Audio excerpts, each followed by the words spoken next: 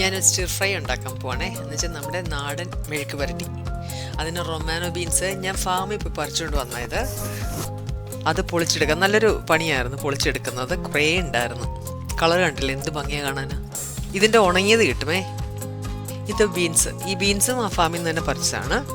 അപ്പോൾ അത് ഞാൻ ചെറിയൊരു നീളത്തിൽ ചരിഞ്ഞെടുത്തു. പിന്നീട് ഉള്ളി ഒരെണ്ണം എടുത്തു, സവാള, കുറച്ച് പച്ചമുളക്, എനിക്ക് ആവശ്യമുള്ള പച്ചമുളക് എടുത്തു.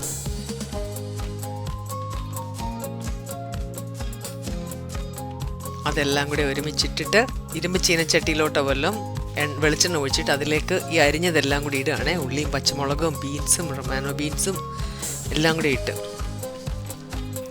ഒന്ന് ഇളക്കി അതിലേക്ക് ആവശ്യത്തിന് ഉപ്പ് ആഡ് ചെയ്തു, മഞ്ഞപ്പൊടി ഇട്ടു. എന്നിട്ട് വീണ്ടും ഒന്നും കൂടെ നല്ലതായിട്ട് മിക്സ് ചെയ്തു. ആവശ്യമുണ്ടെങ്കിൽ കുറച്ച് വെളിച്ചെണ്ണ നിങ്ങൾ ആഡ് ചെയ്ത് കൊടുക്കണം. കുറച്ച് വെള്ളം, 1/2 കപ്പ് വെള്ളം ഒഴിക്കും. ഒരു അടപ്പ് വെച്ച് അതങ്ങ് അടച്ചു വെച്ചു. ചിരം കഴിഞ്ഞപ്പോൾ അതിലേക്ക് ഇച്ചിരി കറി ലീവ്സ് ആഡ് ചെയ്തു. വീണ്ടും അടച്ചു, തുറന്നു.